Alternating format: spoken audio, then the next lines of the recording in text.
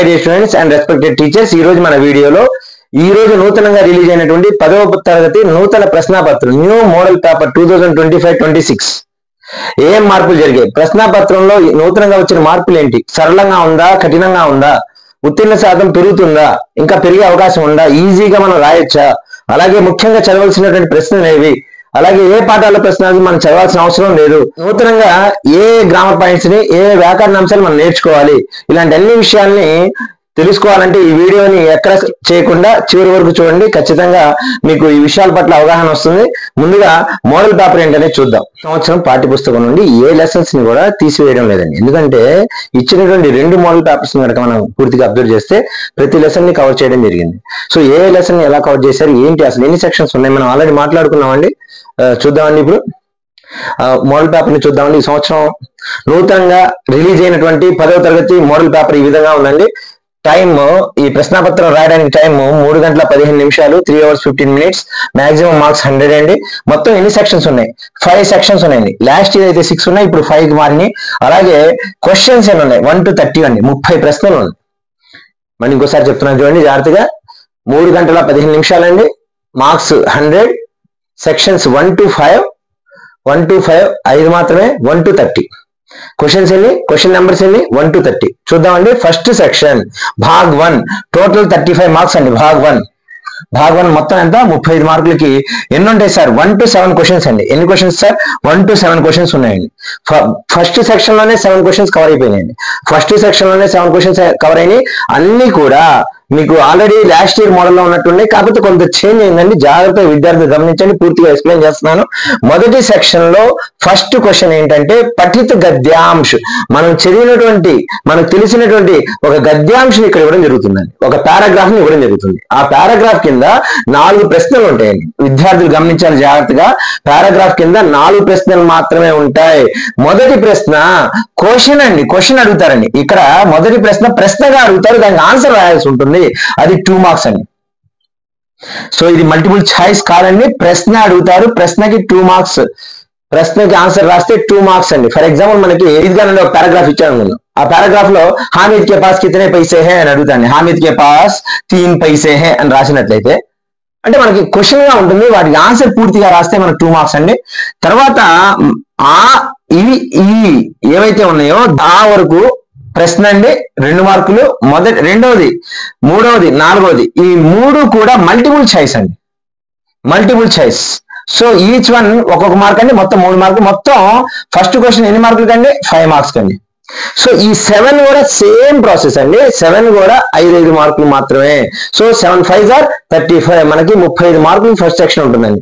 రెండోది చూడండి పఠిత అండి. పఠిత మనకు తెలిసినటువంటి గద్యాంశ్, మనకు తెలిసిన గద్య భాగ పాఠాల నుండి అండి. తర్వాత పఠిత పద్యాంశ్, మనం చదివినటువంటి పద్య భాగ పాఠాల నుండి ఒక పద్యాంశ్ ఇస్తారండి. ఆ పద్యాంశ్ దిగువన కూడా మళ్ళీ సేమ్ ప్రాసెస్ అండి. అనేది ఉంటుంది, దానికి క్వశ్చన్ ఉంటుంది, 2 మార్క్స్. ఈ మల్టిపుల్ చాయిస్, ఒక ప్రశ్న 3 మల్టిపుల్ చాయిస్, 5 మార్క్స్. తర్వాత ఉపవాచక పాఠం సే గద్యాంశ అంటే అనుచ్ఛేదం ఒకటి ఇస్తారండి. ఉపవాచక పాఠం నుండి పర్టికులర్ గా మెన్షన్ చేశారండి. స్టార్ మార్క్ పెట్టుకొని విద్యార్థులు ఇది గమనించాలి, విద్యార్థులు ఈ విషయాన్ని గమనించాలి. లెసన్ 1 and 3 అండి. లెసన్ 1 and 3 అంటే మనకి 1 శాంతికి రాహమే, ఉపవాచక్ లో ఫస్ట్ లెసన్ శాంతికి రాహమే, థర్డ్ అప్నే స్కూల్ కో ఏక్ ఉపహార్, అప్నే స్కూల్ కో ఏక్ ఉపహార్. ఈ 2 పాఠాల నుండి మాత్రమే ఒక పారాగ్రాఫ్ ఇస్తారు, మాత్రమే. ఖచ్చితంగా గుర్తుపెట్టుకోండి, ఒక పారాగ్రాఫ్ ఇస్తారు. దాని కింద మళ్ళీ సేమ్ అండి. మొదటి ప్రశ్న ఏముంటుందండి, 2 మార్క్స్ ఉంటుందండి. మొదటి ప్రశ్న అడుగుతారు, 2 మార్క్స్ ఉంటుంది, ఆన్సర్ రాయాల్సి ఉంటుంది. తర్వాత 3 కూడా ఆప్షన్స్ ఉంటాయి, మల్టిపుల్ చాయిస్ ఉంటుంది, 3 మార్క్స్ అండి. ఇక్కడ ఏదైతే నమూనా ఉందో సేమ్ అన్నిటికీ వర్తిస్తుందండి. 1 2 3 ఈ 4 అలాగే 5, ఈ 5 కూడా సేమ్ మోడల్ అండి. ఈ 5 కూడా సేమ్ మోడల్. ఇంకోసారి చెప్తున్నాను చూడండి. ఉపవాచక పాఠం నుండి ఒక గద్యాంశం ఇస్తారు. ఆ గద్యాంశం కింద 4 ప్రశ్నలు ఉంటాయి. మొదటి ప్రశ్న, మిగతా 3 కూడా మల్టిపుల్ చాయిస్. ఏ పాఠాల నుండి ఇస్తాడు గమనించాలి. శాంతికి రాహమే, అప్నే స్కూల్ కో ఏక్ ఉపహార్. తర్వాత అండి అపఠిత గద్యాంశం అండి, 5 మార్కులు. అంటే మనకు తెలియనటువంటి ఒక గద్యాంశం ఇస్తారు. ఆ గద్యాంశం కూడా మొదటిది ప్రశ్నగా ఉంటుంది, 2 మార్క్స్. మిగతా 3 మల్టిపుల్ చాయిస్. తర్వాత ఇక్కడ విద్యార్థులు కొంచెం జాగ్రత్తగా ఉండాలి. అపఠిత పద్యాంశం అండి. అపఠిత పద్యాంశం సేమ్ అండి. మళ్ళీ 4 ప్రశ్నలు ఉంటాయి. మొదటి ప్రశ్న 2 మార్క్స్ కోసం, మిగతా 3 మల్టిపుల్ చాయిస్. మల్టిపుల్ చాయిస్ అంటే ఒక్కొక్క మార్క్ మొత్తం 5 మార్కులు. ఇలా 1, 2, 3, 4, 5 కూడా సేమ్ మోడల్లో ఉంటాయండి. మొదటి ప్రశ్న 2 మార్కుల ప్రశ్న ఉంటుంది, మిగతా 3 మల్టిపుల్ చాయిస్. ఇందులో కూడా మొదటి ప్రశ్న 2 మార్కుల ప్రశ్న ఉంటుంది, మిగతా 3 మల్టిపుల్ చాయిస్. ఇందులో కూడా మొదటి ప్రశ్న ప్రశ్నగా ఉంటుంది, 2 మార్కులు ప్రశ్నగా ఆన్సర్ రాయాలి, మిగతా 3 మల్టిపుల్ చాయిస్. ఇక్కడ కూడా. 6వది లేఖక పరిచయం. లేఖక పరిచయం ఏం మార్పు లేదండి, లాస్ట్ మీరు చూసిందే. లేఖ పరిచయం అంటే మనకు తెలిసిన రచయిత గురించి ఒక పారాగ్రాఫ్ ఇస్తారు. ఆ పారాగ్రాఫ్ కింద 5 బ్లాంక్స్ ఉంటాయండి. ఎన్ని బ్లాంక్స్ ఉంటాయండి? 5 బ్లాంక్స్ ఉంటాయి. ఆ బ్లాంక్స్ ని మీరు పూర్తి చేయాలి. 5 బ్లాంక్స్ ని మీరు పైన పారాగ్రాఫ్ ని చూసి జాగ్రత్తగా పూర్తి చేయాలి. అయితే పర్టికులర్ గా విద్యార్థులు గుర్తుపెట్టుకోవాల్సిన విషయం ఏంటంటే 8th, 9th, 11th లెసన్ ని ప్రాధాన్యత ఇస్తాను అని చెప్తున్నానండి. అంటే అక్కడనే కాదు, ప్రాధాన్యత ఇస్తాను, ఇంపార్టెన్స్ ఇస్తాను అని చెప్తున్నానండి. విష్ణు ప్రభాకర్ గారి గురించి, కాకా కాళేకర్ గారి గురించి, శ్రీప్రకాష్ గారి గురించి బాగా చదవాలండి విద్యార్థులు. బాగా చూసుకున్నట్లయితే ఈ 6వ ప్రశ్నను పూర్తి చేయగలుగుతారు. 7వ ప్రశ్న చూద్దామండి. 7వ ప్రశ్న కవి పరిచయం. కవి పరిచయం ఎలా ఇస్తారు సార్ అంటే, కవి పరిచయం మనకు 2 ఇస్తారండి. ఒకటి ఛాయిస్ ఉంటుంది, ఒకటి ప్రాచీన కవి ఇస్తారు, ఇంకోటి ఆధునిక కవి ఇస్తారు. ఈ కవి పరిచయం రాసేటప్పుడు జాగ్రత్త విద్యార్థులు గమనించాల్సిన విషయం, ఈ రెండింటిలో ఒకటే రాయాలండి, 5 మార్క్స్. సార్ డైరెక్ట్ గా పేరిచ్చి అది ఒకటే రాయమంటారు కాదండి. ఈసారి మార్పు జరిగింది. ఇక్కడ ఏం మార్పు జరిగింది? ఫస్ట్ సెక్షన్ లో 7th క్వశ్చన్ క్లియర్ గా ఎక్స్ప్లెయిన్ చేస్తాను చూడండి. 7th క్వశ్చన్ లో మనకి 2 కవి పరిచయాలు ఇస్తారండి, ఒకటి ప్రాచీన కవి, ఆధునిక కవి. కానీ మనం రాయాల్సింది ఒకటేనండి. ఎన్ని మార్క్స్ కండి? 5 మార్క్స్ కండి. ఈ విధంగా ఫస్ట్ సెక్షన్ మొత్తం కూడా 5 మార్క్స్ చొప్పున ఉన్నాయండి. 7 కూడా 7 into 5 35 మార్క్స్ అండి. గుర్తుపెట్టుకోవాలి my dear student. First section లో 7 క్వశ్చన్స్ ఉన్నాయి, 7 కి 7 5 మార్క్స్ అండి. అయితే బిహారీ గోరి గురించి కూడా ఇలా 5 పదాలు మనకి ఇవ్వడం జరుగుతుంది. ఈ 5 పదాలని మనం సెంటెన్స్ గా ఫార్ములేషన్ చేయాలండి. ఫర్ ఎగ్జాంపుల్ ఇక్కడ సుమిత్రా బంత్ ఒక ఎగ్జాంపుల్ ఇచ్చాను చూడండి. जन्म 1900 में अल्मोड़ा में అని ఇచ్చారండి. దీని నుండి మనం సెంటెన్స్ ఎలా క్రియేట్ చేయొచ్చు? श्री सुमित्रा पंत जी का जन्म सन 1900 में अल्मोड़ा जिले के कौसानी नामक गांव में हुआ అని రాయొచ్చండి. అది ఒక సెంటెన్స్ అవుతుంది. उनकी मृत्यु सन 1977 में हुई. वे प्रकृति के बेजोड़ कवि माने जाते हैं. इन्हें चिदंबरा काव्य पर ज्ञानपीठ पुरस्कार से सम्मानित किया गया. इनकी प्रमुख रचनाएं वीणा, ग्रंथि, पल्लव, ब्राह्मी, युगांत, स्वर्ण किरण, कला और गुड़ा चांद, चिदंबरा आदि. ఇలా మనం ఒక సెంటెన్స్ ని 5 సెంటెన్స్ ని కనుక రాస్తే మనకు 5 మార్క్స్ ఇవ్వడం జరుగుతుంది. పర్టికులర్ గా ఇక్కడ మెన్షన్ చేశారండి. ప్రాచీన కవులైతేనేమో రహీం, బిహారీ వీళ్ళిద్దరిలో ఎవరో ఒకరిని అడుగుతారండి. అలాగే విశేష ధ్యాన్ దీజీ అన్నారండి. అంటే అడగడానికి ఎక్కువ అవకాశం ఉంది. అలాగే ఇక్కడ పంత్, నిశంక్ వీళ్ళిద్దరిలో నుండి ఒకరిని ఇక్కడ అడగడం జరుగుతుంది. కాబట్టి మనం పంత్ గారి గురించి అలాగే నిశంక్ గారి గురించి మనకు ఆల్రెడీ మన ఛానల్ వీడియో అప్లోడ్ చేయడం జరిగింది. వాళ్ళిద్దరి గురించి క్షుణ్ణంగా 10 వాక్యాలు ఉన్నాయి. మనం ఒక 5 వాక్యాలను జాగ్రత్తగా నేర్చుకోగలిగితే ఖచ్చితంగా మనం 5 మార్క్స్ తెచ్చుకోవడానికి అవకాశం ఉంటుంది. లెసన్ 1-3 ఇక్కడ కాన్సన్ట్రేట్ చేయాలి. ఇక్కడైతే లెసన్ 10 కాన్సన్ట్రేట్ చేయాలి. 7 క్వశ్చన్స్ ఉన్నాయి, 7 క్వశ్చన్స్ ఉన్నాయి. 7 క్వశ్చన్స్ కూడా ఈచ్ 1 5 మార్క్స్ అండి. 7 5 are 35 మార్క్స్ అండి. ఇంకోసారి చెప్తున్నానండి. 1 to 5 చూడండి. పఠిత గద్యాంశ, పఠిత పద్యాంశ, ఉపవాచక పాఠం సే గద్యాంశ. పర్టికులర్ గా 1-3 లెసన్స్. అపఠిత గద్యాంశ మనకు తెలియనటువంటి అన్సీన్ ప్యాసేజ్ ఇస్తారండి. అపఠిత పద్యాంశ అన్సీన్ పోయం ఇస్తారు. వాటి నుండి మొదటి ప్రశ్న, మొదటిది 2 మార్క్స్ క్వశ్చన్ ఉంటుంది, మిగతా 3 మల్టిపుల్ చాయిస్. ఈ 5 కూడా సేమ్ మోడల్. 6వది లేఖ పరిచయం. 5 బ్లాంక్స్ ఇస్తారు. 5 బ్లాంక్స్ ని మనం పైన ఉన్న పారాగ్రాఫ్ ని చూసి జాగ్రత్తగా రాయాలి. వాళ్ళు పర్టికులర్ గా మెన్షన్ చేశారండి. ఈ 3 రచయితల గురించి ప్రాధాన్యత ఇస్తానని చెప్తున్నారండి. విష్ణు ప్రభాకర్, కాకా కాళేకర్, శ్రీప్రకాష్. కవి పరిచయం కనుక చూస్తే ప్రాచీన కవి ఒకటి ఇస్తారండి, ఆధునిక కవి ఇస్తారు. అంటే ఇది 7th క్వశ్చన్. వాళ్ళు కొన్ని పదాలు ఇస్తారు, 5 పదాలు ఇస్తారు. 5 పదాలని మనం వాక్యాలుగా మార్చాలి. సెకండ్ సెక్షన్ చూద్దామండి. సెకండ్ సెక్షన్ మనకు వచ్చేసి టోటల్ గా 16 మార్క్స్ కండి. టోటల్ గా 4 into 4 4 are 16 మార్క్స్ కండి. ఫస్ట్ సెక్షన్ మనకు వచ్చేసి 35 మార్క్స్ అయితే సెకండ్ సెక్షన్ 16 మార్క్స్ కండి. ఏంటి సార్ ఈ 16 మార్క్స్? షార్ట్ క్వశ్చన్ ఆన్సర్స్ అండి. ఏంటంటే చిన్న ప్రశ్నలు మనకి 4 మార్క్స్ క్వశ్చన్స్ అండి. షార్ట్ క్వశ్చన్ ఆన్సర్స్ ఇవి మనకి ఎన్ని ఇస్తారు సార్? 4 ఇస్తారండి. 8, 9, 10, 11 అండి. ప్రతి దానికి కూడా ఛాయిస్ ఉందండి, ఇంటర్నల్ ఛాయిస్ అండి.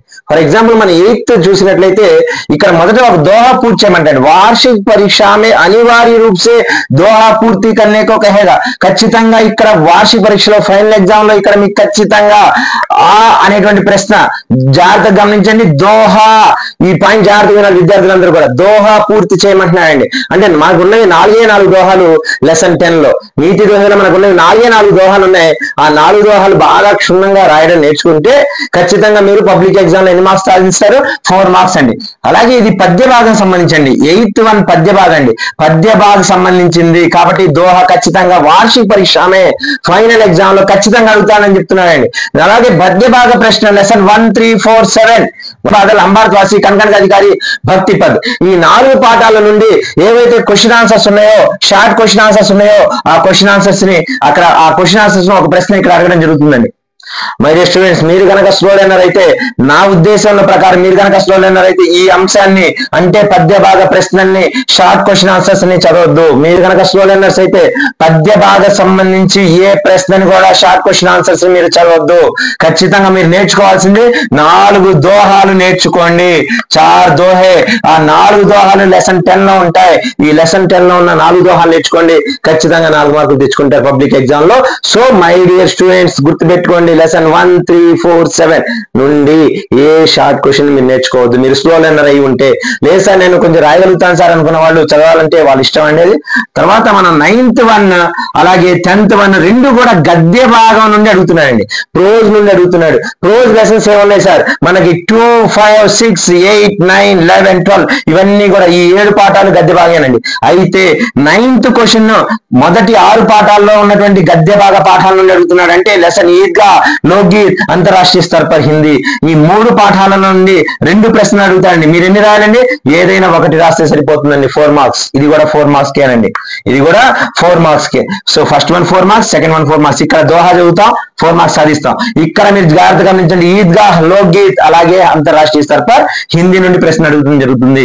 ఈ 2 ప్రశ్నల్లో ఒక ప్రశ్న మీరు సమాధానం చేయాల్సి ఉంటుంది. 10th క్వశ్చన్ చూడండి. 10th క్వశ్చన్ కూడా అంతేనండి, గద్య భాగ ప్రశ్నేనండి. ఇక్కడ కూడా అంటే ఇక్కడ కూడా 2 ఉన్నాయండి మనకి. ఇంటర్నల్ చాయిస్ మళ్ళీ ఇక్కడ ఆప్షన్ ఉందండి. ఇక్కడ కూడా 4 మార్క్స్. అయితే ఈసారి లాస్ట్ 6 లెసన్స్ నుండి అంటే 7 to 12 లెసన్స్ ఏమన్నాయి సార్ గద్య భాగం అంటే? 8, 9, 11, 12 స్వరాజ్య की नींव, दक्षिणी गंगा गोदावरी, जल ही जीवन है, धरती के सवाल, अंतरिक्ष के जवाब అనే పాఠాల నుండి 2 ప్రశ్నలు అడుగుతారు. మీకు నచ్చినటువంటి ఒక ప్రశ్నని సమాధానం చేస్తే 4 మార్క్స్ వస్తాయండి. అలాగే 11th 1 అండి. 11th క్వశ్చన్ ఉపవాచక ప్రశ్న అండి. ఇది ఖచ్చితంగా మై డియర్ స్టూడెంట్స్ ఏదైనా ఒక లెసన్ ని మీరు స్లో లెర్నర్ అయితే ఖచ్చితంగా దో కళాకార్ లెసన్ గానీ, అనోఖా ఉపాయ్ లెసన్ లో కానీ ఇక్కడ 3 ప్రశ్నలు ఉంటాయి, ఇక్కడ 3 ప్రశ్నలు ఉంటాయి. ఈ 3 ప్రశ్నలు కనుక మీరు చదవగలిగితే 4 మార్క్స్ వచ్చేసినట్టేనండి. సో ఈ 3 ప్రశ్నలు చదవాల్సిన అవసరం లేదు మీరు స్లో లెర్నర్ అయి ఉంటే.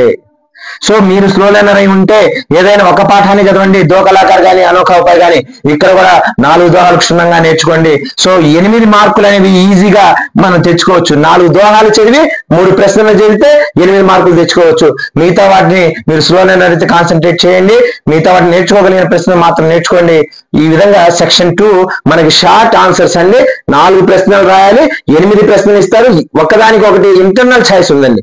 ఇది పద్య భాగ సంబంధించి దోహా ఒక క్వశ్చన్, ఇది గద్య భాగ సంబంధించి మొదటి 6 పాఠాల్లో నుండి లెసన్ నెంబర్ 2, 5, 6 నుండి.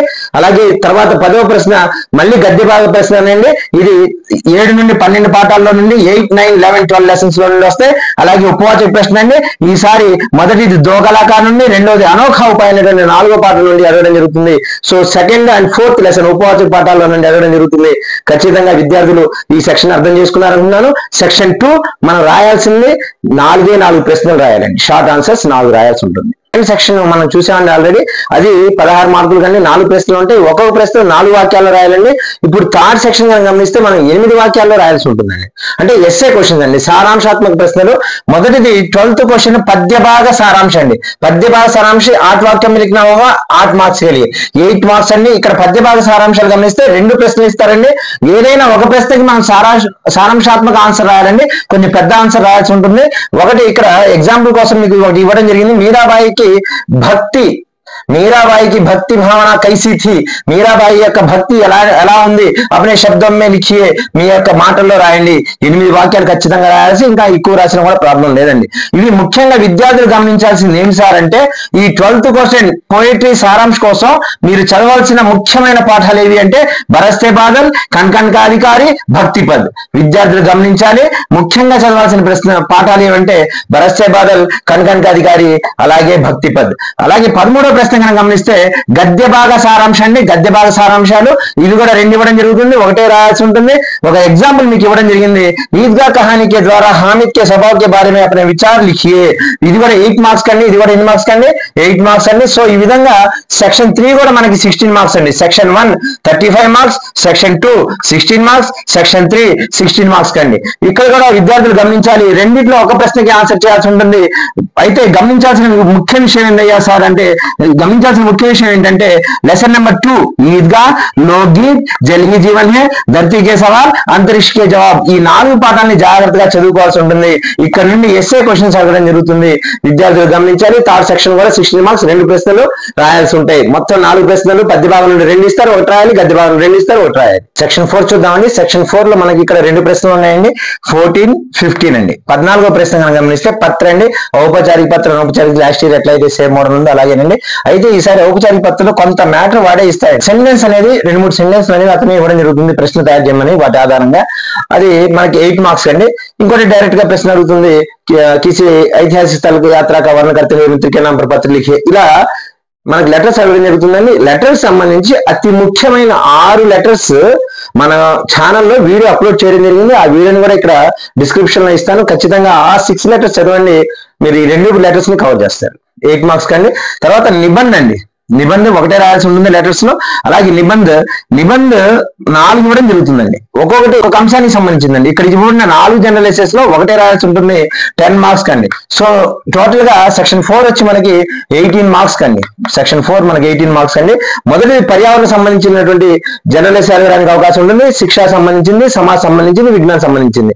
ఈ 4 కూడా 4 ఎన్ని రాయాలి సార్ మనం? ఒకటే రాయాల్సి ఉంటుందండి. పర్యావరణ సంబంధించి ఫర్ ఎగ్జాంపుల్ పర్యావరణ ప్రదూషణ అని, స్వచ్ఛ భారత్ అని, వృక్ష హమారీ సాథీ అని, ఇలాంటి మనకి జనరల్ ఎస్సే రావడానికి అవకాశం ఉంటుంది. అలాగే శిక్ష సంబంధించి పుస్తకాలయని, శిక్షక దివస్ అని ఇలాంటివి, అలాగే సమాజ్ సంబంధించి ప్రియ త్యోహార్ అని, రాష్ట్రీయ త్యోహార్ అని, విజ్ఞానం సంబంధించి దూరదర్శన్, కంప్యూటర్ అని, విజ్ఞాన్ సే లాభ యా హాని అని, కృత్రిమ ఉపగ్రహం, ఇలాంటి జనరల్ ఎస్సెస్ లో ఏ 4 అడగడం జరుగుతుంది. మనం రాయాల్సింది ఒకే ఒక జనరల్ ఎస్సే అండి, 10 మార్క్స్ అండి. విద్యార్థులు ఈ విషయంలో కొంచెం జాగ్రత్తగా ఉండాలండి.